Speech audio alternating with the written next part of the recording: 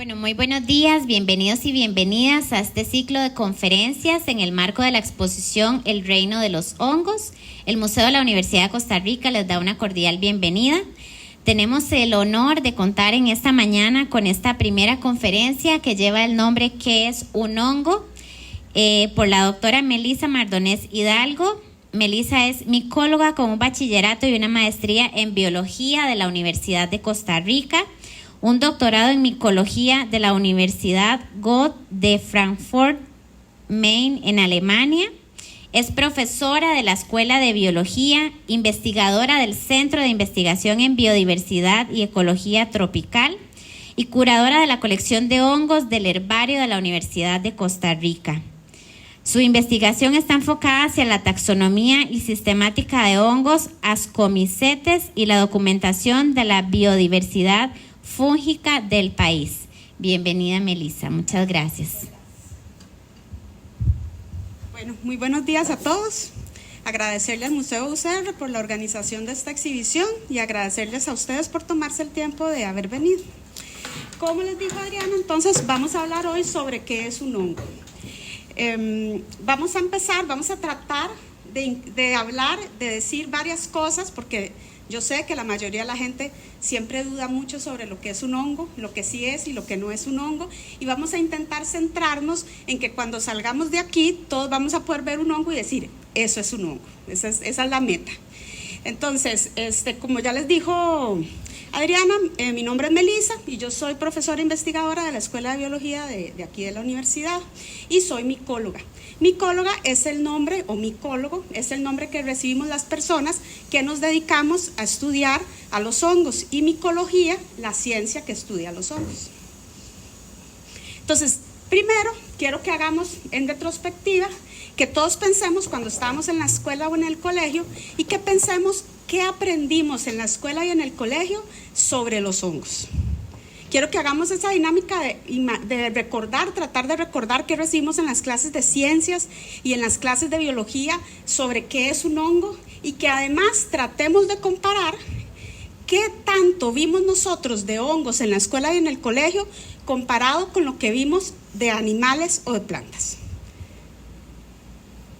Entonces, quiero que alguien me levante la mano si alguien en la escuela o en el cole vio más cosas de hongos que de animales o de plantas.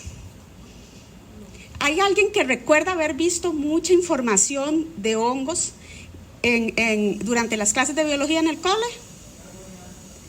Básicamente, el reino de los hongos es un reino que ha estado relegado por detrás de los animales y de las plantas siempre. Vamos a ver que durante la historia de los estudios biológicos, incluso los hongos muchas veces se consideraron como animales o como plantas, dependiendo de lo que estábamos viendo. Pero lo que es una realidad es que no hemos recibido a lo largo de nuestra educación información de los hongos en la misma cantidad que le hemos recibido de otros grupos, y que ha sido un grupo relegado, ¿verdad? Entonces,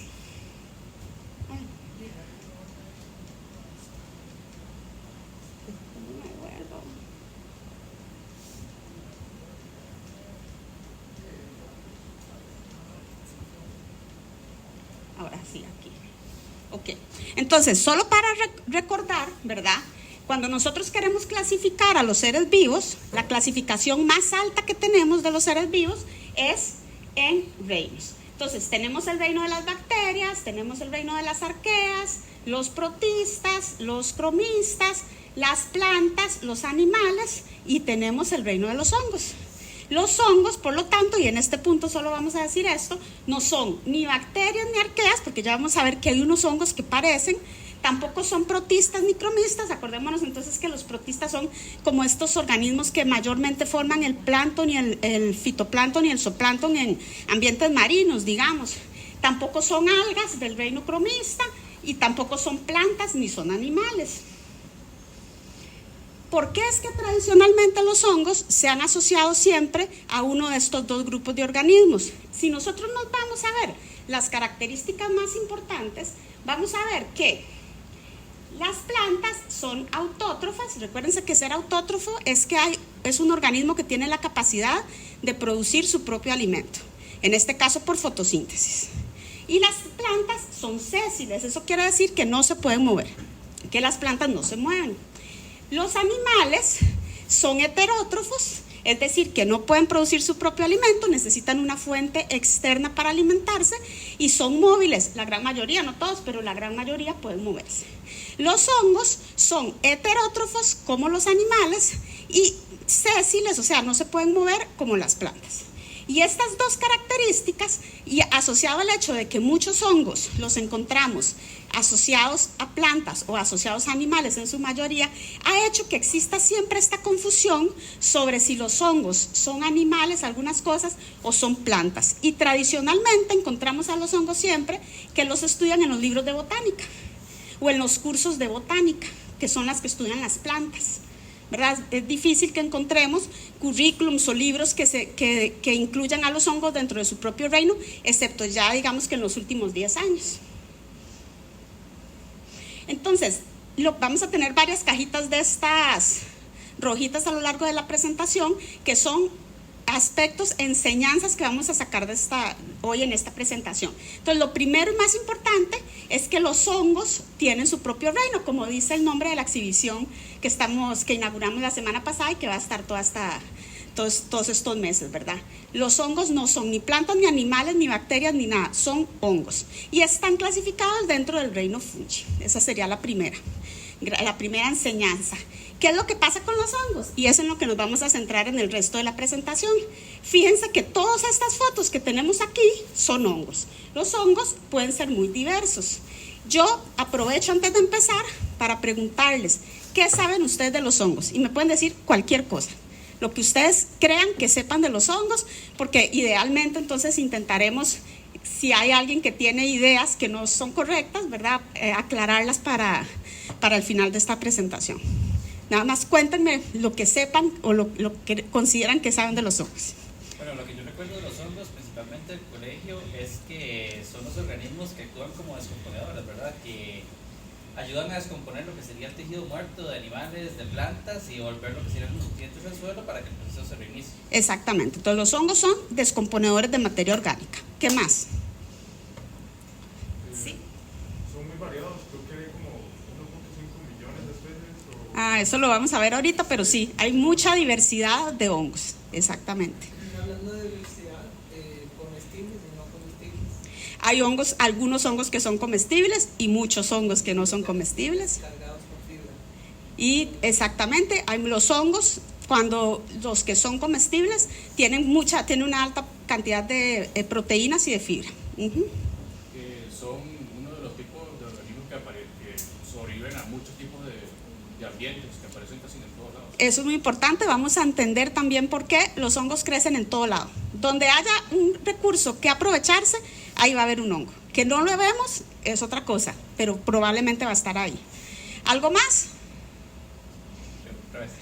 Que se reproducen por medio de esporas y que muchas veces el hongo que uno ve no es la totalidad del hongo, si no me equivoco, porque es como micelio o una cosa así. Exactamente, ¿verdad? Entonces vamos a ver que el hongo tiene varias partes, incluidas las esporas, incluidos el micelio. Entonces veo que tengo un grupo donde saben bastante de hongos. Entonces, voy a pasar algunas fotos y lo que quiero es que ustedes vayan viéndolas y me digan si ustedes creen que esta foto es o no es un hongo.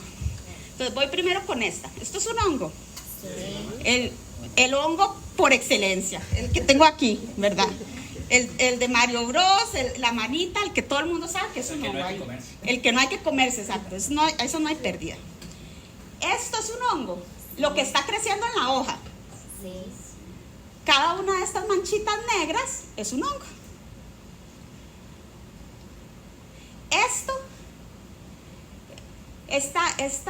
Estos filamentos que están ahí creciendo sobre el suelo es un hongo. ¿Es micelio, no? Es un hongo, exactamente, es una parte del hongo. Esto también es un hongo que crece en forma de costra.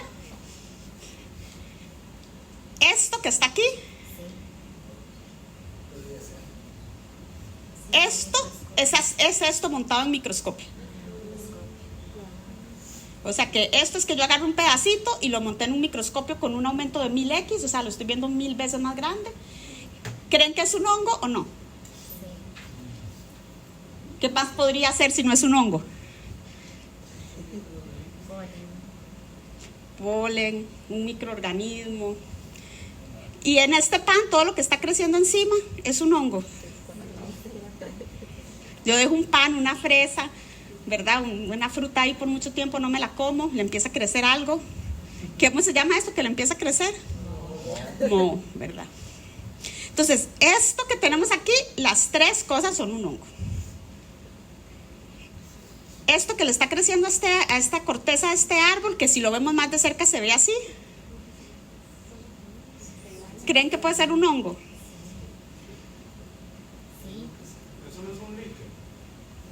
Esto es un alga. Es un alga que se llama Trentepolia.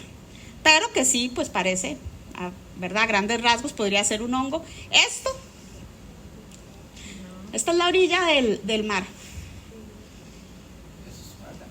Eso es un alga, ¿verdad? Todo el mundo identifica que es un alga, el sargassum, que está ahorita. Esto es un hongo. Esto que está creciendo sobre una roca, en la base, en un bosque. Es una planta. Es un musgo. Esto es musgo. Esto, específicamente esto que está aquí. Y el amarillo no. Esto es un líquen. ¿Y los líquenes son hongos o no? Es una asociación simbiótica entre un líquen, un hongo y un alga. Exactamente, los líquenes son asociaciones simbióticas entre un hongo y un alga, pero se clasifican formalmente dentro de los hongos. Los líquenes los llamamos hongos liquenizados. Todo esto que está aquí, específicamente esta parte de aquí que está creciendo sobre la hormiga, es un hongo. El Cordyceps, ¿verdad? El famosísimo Cordyceps. Esto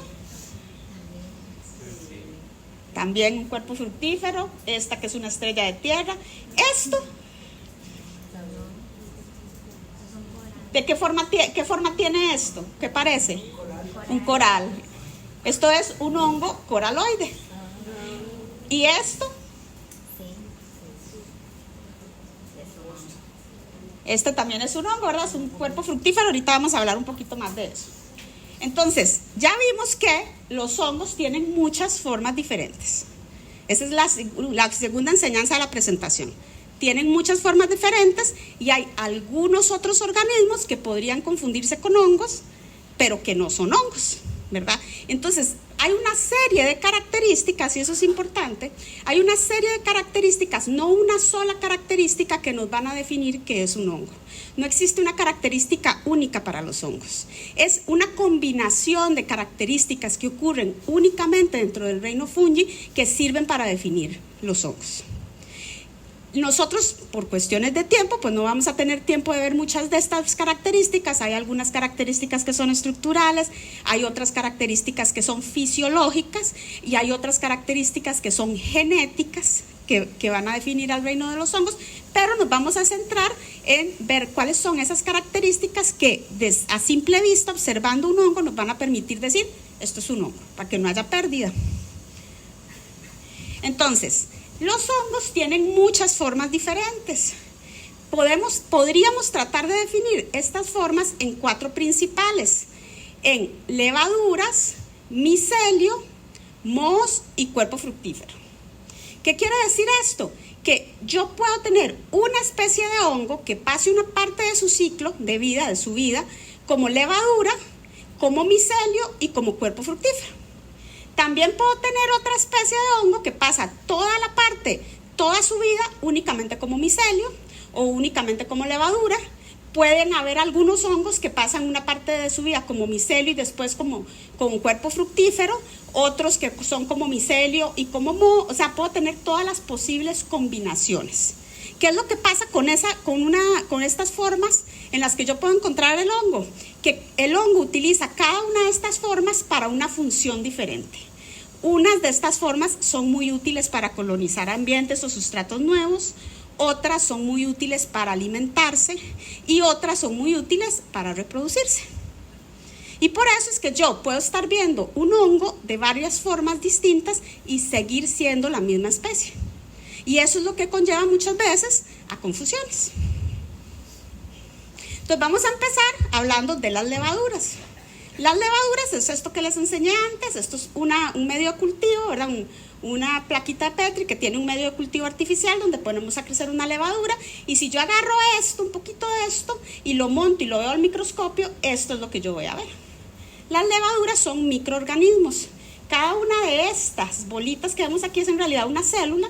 Son organismos unicelulares, o sea, solo están formados por una única célula, y yo podría decir que cada una de estas cosas, no puedo decir que es un individuo, porque el término de individuo en hongos es muy difícil definirlos, pero sí cada una de estas cosas es una célula totalmente independiente de la otra, que podrían a veces estar formando como colonias como estas, ¿verdad? Las levaduras, además de que son una fase del ciclo de vida que los hongos utilizan para reproducirse muy rápido, porque si yo me vengo aquí y yo pongo a crecer hago un medio de cultivo y pongo un pedacito, este pedacito de levadura, y me espero unas 24 horas, ya muy probablemente tengo toda la placa Petri completamente llena, porque tienen una fase de reproducción muy rápida, se reproducen muy rápido exponencialmente. Entonces, los hongos están en formas de levaduras para reproducirse muy rápido.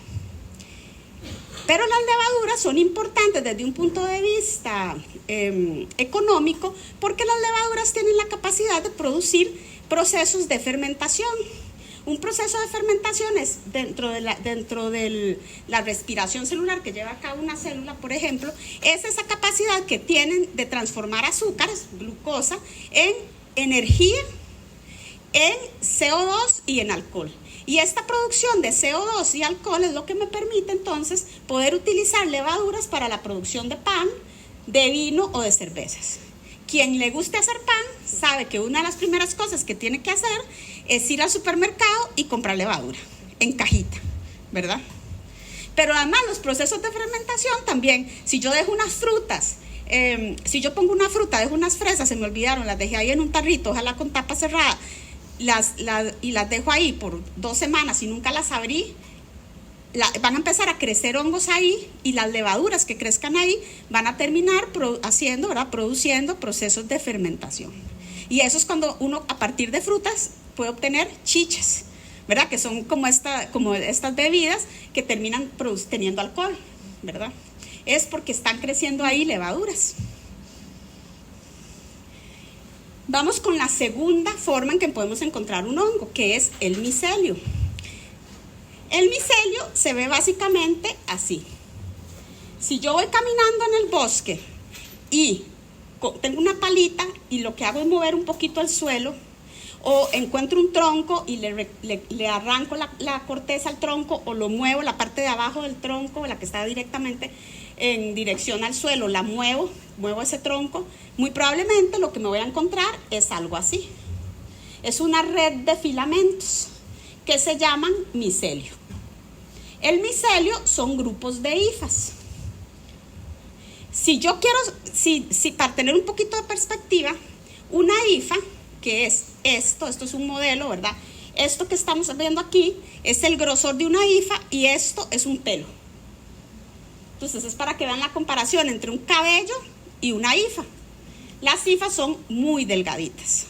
Se agrupan un montón de hifas y forman lo que sería este micelio, para que yo pueda verlo a simple vista. Si yo agarro esta hifa y la monto en un microscopio y la veo a 400x, esto está 400 veces más grande de lo que es, esto es lo que yo voy a ver. Esto es una hifa y así se ve en el microscopio. Es una célula que tiene forma alargada, como de un tubo. Igual que hemos visto, recuerdan en el colegio que vimos que células animales o células vegetales que suelen ser redondas o octagonales, ¿verdad? O igual, esto es una célula, excepto que es tubular. Es la célula que forman los hongos. El micelio es la parte del hongo que casi nunca vemos. Si yo agarro una espora de un hongo y lo pongo a crecer en un medio de cultivo como este, en una placa Petri, digamos que aquí en el medio puse una espora, y le doy unos días, la espora va a empezar a crecer y a crecer y eventualmente va a producir el micelio. Y después ese micelio, en algunos casos sí, en otros no, hay varias características que lo definen, pueden llegar a producir un cuerpo fructífero. Entonces, fíjense que esto es lo que les explicaba antes. Yo pongo una espora y esa espora la dejo, le doy tiempo para empezar a crecer, la espora germina y esa primera hifa que germina empieza a crecer en forma radial y a ramificarse en todos los extremos, en todos los ápices se ramifica hasta que forma esto, que es básicamente esto mismo que estamos viendo aquí. ¿Para qué le sirve el micelio al hongo? Para tener mayor superficie, porque fíjese que el hongo va a poder tener tanta superficie como el micelio sea capaz de crecer y va a seguir siendo el mismo individuo, digamos.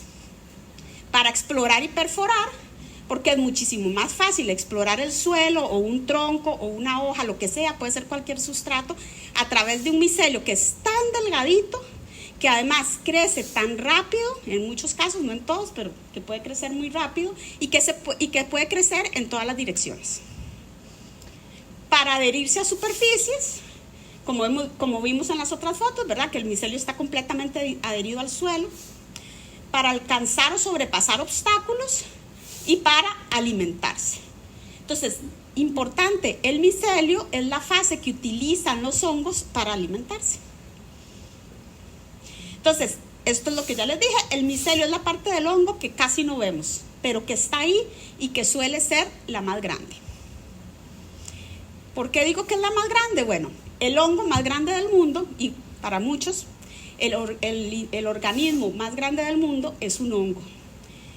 Es esta especie, Armillaria gallica, que produce cuerpos fructíferos. Ahorita vamos a hablar más de los cuerpos fructíferos, que son estos, ¿verdad? Estas setas que vemos aquí, y que ya se sabe por estudios genéticos que tiene un micelio que tiene una edad de al menos 2.500 años, un peso de cerca de 400 toneladas y se extiende a lo largo de 75 hectáreas, lo que significa que mide cerca de 140 canchas de fútbol. Hay estudios genéticos que tomaron micelio en un punto y después siguieron tomando muestras de este mismo micelio en varios puntos, ¿verdad? A lo largo de este primer punto y lograron establecer este tamaño. Entonces, es el hongo más grande del mundo. ¿Cómo se alimentan los hongos? Los hongos se alimentan a través de este micelio. Entonces, fíjense aquí, tenemos esta foto donde tenemos este micelio que está creciendo directamente en un sustrato. En este caso es un pedacito de madera, ¿verdad? Y está creciendo el micelio. Este micelio crece en todas las direcciones. Y fíjense que, esto es una foto de microscopía electrónica de una hifa. Y fíjense que en estas hifas se van a producir internamente un montón de enzimas. Las enzimas son moléculas que sirven para degradar, igual como nosotros tenemos enzimas en la saliva que nos sirven para empezar los procesos de digestión y después tenemos enzimas estomacales que sirven para terminar de degradar el alimento, ¿verdad? Los hongos producen un montón de enzimas dentro de las hifas, pero la diferencia es que la digestión en los hongos es externa. ¿Qué quiere decir? Que este micelio, conforme va creciendo sobre el sustrato, produce enzimas que salen de las hifas.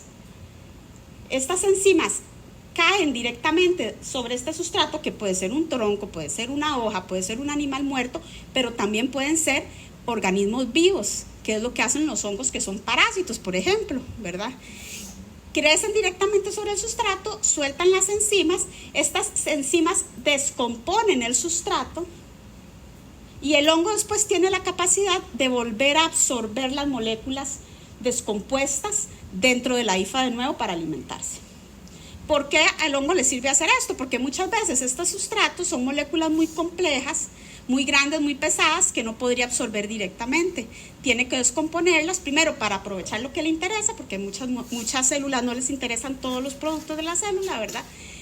Y después para que el proceso de absorción en este punto sea mucho más fácil, más sencillo. Entonces, la alimentación de los hongos se da por digestión externa a través del micelio. Esto ya sé que ya todos ustedes han visto mohos.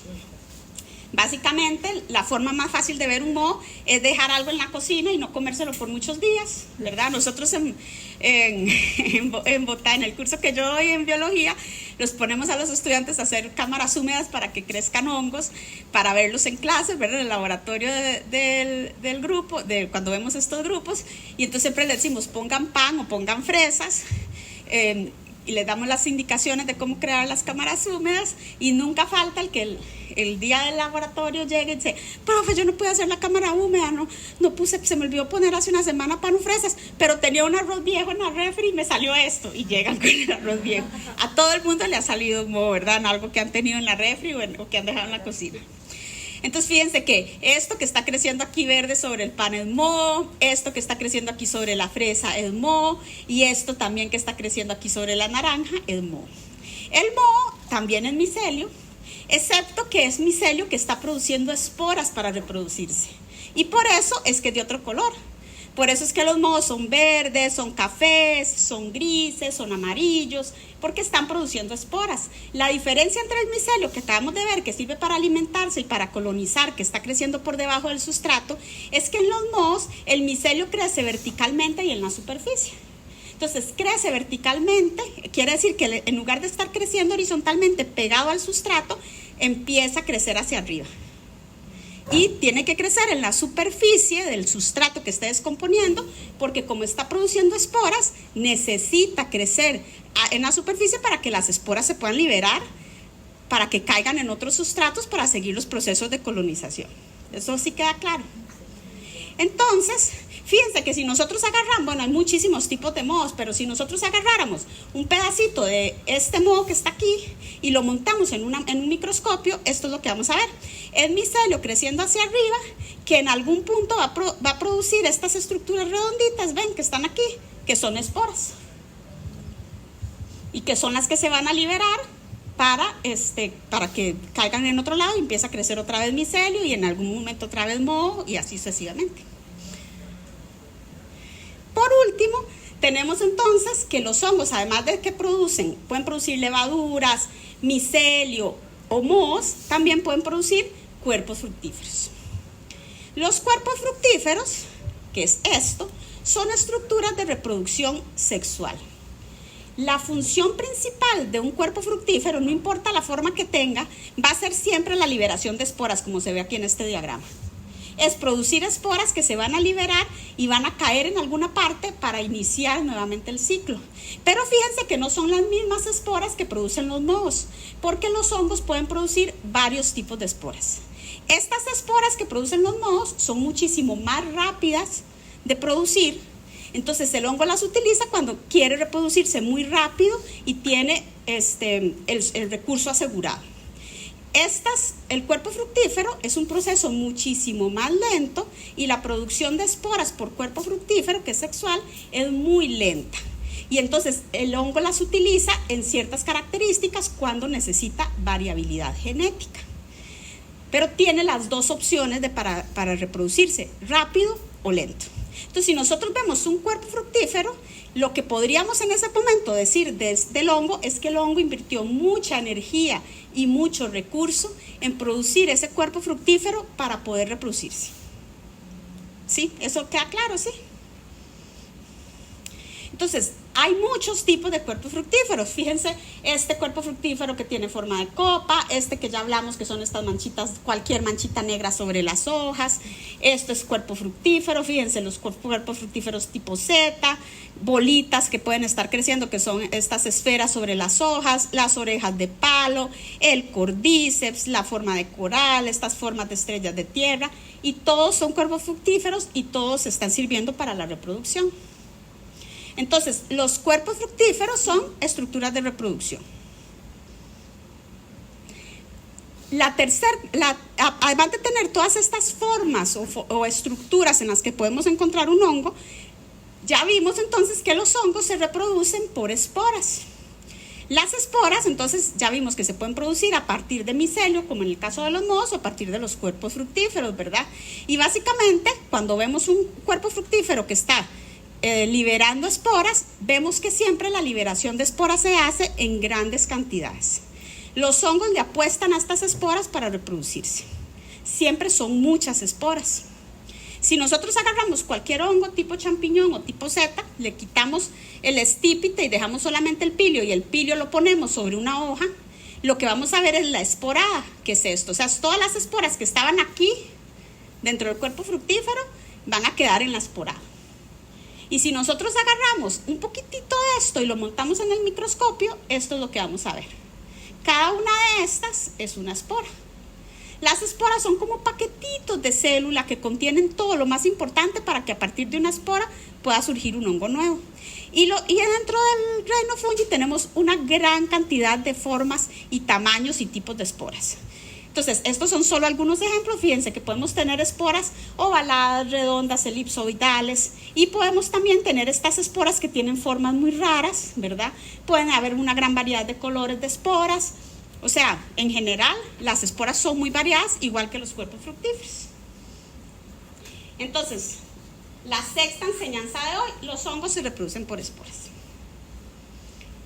Dijimos, y ya por ahí un compañero nos lo dijo, que desde el punto de vista ecológico, los hongos son los principales descomponedores de materia orgánica.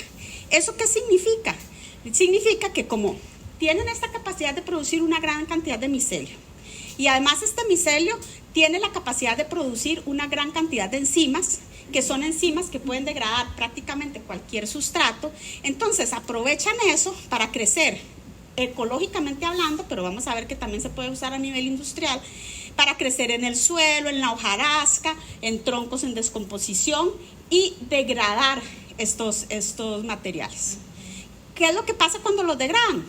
Primeramente, el hongo se puede alimentar, ¿verdad? Obtiene los recursos que necesita, los nutrientes que necesita para absorberlos, pero además todo lo que quedó afuera, lo que hizo fue empezar a descomponerlo para que haya otros organismos que también los aprovechen y eventualmente terminen en el suelo para permitir los ciclos de reciclaje de nutrientes. Entonces son varias funciones. ¿Qué pasaría entonces en un bosque si desaparecieran todos los hongos? Yo tengo un bosque completamente saludable, donde tengo hongos que degradan de todo, y un día desaparecen. ¿Qué pasaría en ese bosque?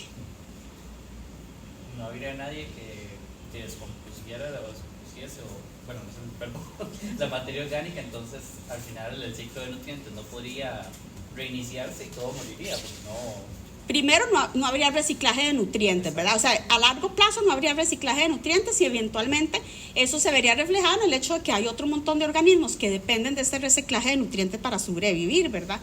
Incluidas las plantas, varios animales, o sea, un montón de organismos más. Pero además se terminaría acumulando toda la materia orgánica. Entonces, en cuestión de unos años, ya no podríamos llegar a un bosque porque estaría completamente acumulada toda la hojarasca, todos los troncos que se cayeron, todas las hojas que se cayeron, todos los animales que se murieron, estarían acumulados en ese espacio específico. Existen otros organismos que son descomponedores de materia orgánica, como las bacterias, pero lo hacen a una tasa muchísimo más lentas que los hongos. Los hongos tienen tasas muchísimo más altas de descomposición. En ambientes tropicales, por ejemplo, se sabe que si un tronco cae, más o menos va a tardar unos 5 o 6 años en ser completamente descompuesto, a partir de todos los hongos que van a ir creciendo. En zonas templadas suele ser un poco más el tiempo, más o menos unos 10 o 11 años para ciertas especies que se han estudiado, pero fíjese que entonces, más o menos, si desaparecieran los hongos, en cuestión de 20 años ya no habría espacio porque cayera nadie, ¿verdad? Ni cayera ninguna otra materia orgánica más. Entonces, los hongos son los principales descomponedores de materia orgánica del planeta. Ya para ir terminando, vamos a hablar sobre las especies de hongos. Por ahí alguien ya me dijo que los hongos son muy diversos, y es cierto. Los hongos son muy diversos. Nos damos cuenta de la diversidad de hongos con solo salir al bosque. Si salimos al bosque y nos dedicamos una mañana completa a buscar hongos, vamos a encontrar una inmensa cantidad de cosas, de especies. Solo por eso nos damos cuenta. Si nos vamos a los números, tal vez no nos diéramos cuenta tan fácil de que son tan diversos. Entonces, fíjense que a la fecha hay alrededor de 150,000 especies de hongos descritas. Si vemos esto en comparación con otras especies de organismos, vemos que De animales hay 1,5 millones, muy poquito, 150, ¿verdad? En comparación a los animales. De plantas 320,000, de protistas 200,000 especies descritas y de bacterias 30,000. Pero si nos vamos a las estimaciones, que es lo que realmente nos interesa, es que vemos que las estimaciones nos dicen que en el planeta deberían haber entre 2,2 a 3,8 millones de especies de hongos. Y que solamente conocemos, dependiendo de la estimación que hagamos, ¿verdad?, alrededor del 8% de la diversidad estimada. Es decir, que hay un 92% de especies de hongos que no conocemos, que sabemos que están ahí, pero que no las conocemos. Si hacemos esta misma dinámica para Costa Rica, vemos entonces que en Costa Rica se conocen actualmente 6,000 especies de hongos. Esto es un dato que es muy nuevo, lo acabamos de generar nosotros, un grupo en el grupo de investigación. Sabemos que hay 6,000 especies de hongos y según las estimaciones conocemos únicamente el 6% de estas especies. Existen fórmulas y datos que podemos utilizar basándonos en el número de especies de plantas y animales descritos para tratar de estimar el número de especies de hongos, que no voy a entrar en detalle, pero fíjense que estas estimaciones nos dicen a nosotros que especies de hongos asociadas a plantas deberíamos tener en el país alrededor de 85,000 y especies de hongos asociados a animales alrededor de 74,000, y en total de todas las especies tenemos 6,000, solamente el 6% de lo que se supone que tenemos. La importancia de los hongos. Entonces, ya vimos que desde el punto de vista ecológico los hongos son los principales organismos descomponedores, pero los hongos tienen mucha importancia, tanto positiva como negativa, para el ser humano. Nosotros en la charla de hoy no tenemos tiempo de hablar de eso, pero yo quiero invitarlos porque a partir del ciclo de charlas que van a ver en el marco de la exhibición del Museo UCR, van a hablar sobre varias de estos temas de importancia de los hongos. Entonces, aprovechen estas charlas porque van a haber charlas sobre algunos de estos temas. Efectos negativos para el ser humano de los hongos. Hay hongos que son patógenos de plantas, ¿verdad? Todos sabemos que hay hongos que son plagas, como la roya del café, por ejemplo. Patógenos de animales, hay enfermedades, sobre todo en animales, en ganado y en aves de corral, producidas por hongos, y en decline de poblaciones silvestres, como hemos escuchado hablar de que los anfibios se están muriendo y que se le atribuyen muchas de estas razones a un hongo específico, ¿verdad? Tenemos, por supuesto, los hongos que producen enfermedades en las personas, desde enfermedades cutáneas hasta enfermedades alérgicas, hasta ya enfermedades sistémicas que pueden causar la muerte de las personas. Y tenemos además los hongos que producen descomposición y contaminación en inmuebles o construcciones. Vamos a tener entonces en este ciclo de charlas una charla sobre micología médica, una charla sobre patógenos de plantas, hongos en cultivos, y una charla sobre descomposición, sobre hongos que descomponen inmuebles y madera. En mi opinión, tenemos efectos negativos de los hongos, pero también tenemos efectos beneficiosos de los hongos. Y ahí creo yo que hay más. Tenemos los hongos que podemos utilizar para procesos de alimentación, no solamente los hongos que son comestibles, sino también los hongos que son alucinógenos, que se están utilizando mucho ahorita en tratamientos para enfermedades mentales. Y tenemos todos estos hongos que podemos usar en procesos de fermentación, que son las levaduras, que les dije ahora. Hay muchos hongos que se pueden utilizar en medicinas, desde los hongos medicinales, que comiéndonos el cuerpo fructífero podemos obtener ciertas propiedades, ¿verdad? Hasta metabolitos secundarios que se utilizan de forma rutinaria en medicina, como los antibióticos, como la penicilina, la ciclosporina, que se utiliza para personas que son trasplantes de órganos, para que la persona no rechace el nuevo órgano, se le da ciclosporina, que es un metabolito secundario que se saca de un hongo, la lovastatina, que es la que le dan a la gente para que bajen los niveles de colesterol en sangre. Todos esos son medicamentos que se sacan a partir de metabolitos secundarios de hongos. En agricultura podemos utilizar hongos para control biológico, y también podemos utilizar estos hongos que crecen, que forman asociaciones con raíces, que se llaman micorrizas, para la producción de biofertilizantes. Podemos producir biomateriales a partir de micelio fúngico. Es cada día más común que encontremos materiales de embalaje, ataúdes, por ejemplo, en Europa usted puede comprar un ataúd hecho a partir de micelio fúngico, cuero, sustitutos de cuero. El año pasado tuve unos estudiantes de aquí de ingeniería industrial que hicieron un sustituto de cuero a partir de micelio fúngico y que fue un proyecto muy bonito en miras de un futuro emprendimiento. Se pueden utilizar hongos en tecnologías verdes para biocombustibles, bioremediación. Las enzimas de los hongos hacen que el procesamiento de algodón y cuero o producción de papel o producción de detergente ocurra muchísimo más rápido que sin utilizar estas enzimas, y lo más importante, utilizando hasta 10 veces menos de cantidad de agua en la producción de estos insumos. Entonces es ventajoso utilizar enzimas, y los hongos suelen ser organismos modelos para investigación, donde el 25% de los premios Nobel que se han otorgado en fisiología o medicina utilizaron hongos como organismos modelos, porque ya vimos que en laboratorio hay hongos que pueden crecer muy rápido y que son muy convenientes para utilizarlos como un modelo de investigación. Entonces, en resumen, ¿cuáles son las enseñanzas del día de hoy? Ya sabemos que los hongos tienen su propio reino, que es el reino fungi. Los hongos no son ni plantas, ni animales, ni nada más. Son hongos. Los hongos tienen muchas formas diferentes. Pudimos ver las 4 más importantes: las levaduras, el micelio, los mohos o los cuerpos fructíferos. El micelio es la parte del hongo que casi no vemos. Los hongos utilizan el micelio para alimentarse por medio de digestión externa. Si vemos un moho o un cuerpo fructífero es porque ese hongo se está reproduciendo. Y los hongos se están reproduciendo es a través de esporas. Ecológicamente hablando, los hongos son los principales descomponedores de materia orgánica del planeta. Todavía nos falta mucho por conocer sobre la diversidad de hongos. Y por último, los hongos tienen muchos otros efectos positivos y negativos para el ser humano. No se pierdan todas las charlas de este ciclo de conferencia para que aprendan en detalle sobre estos efectos positivos y negativos. Muchas gracias. Les dejo aquí mi correo electrónico para cualquier consulta que tengan, y agradecerles a Milagro, a doña Julieta y a Mike, que muchas de las fotos que utilizan en las presentaciones son de ellas.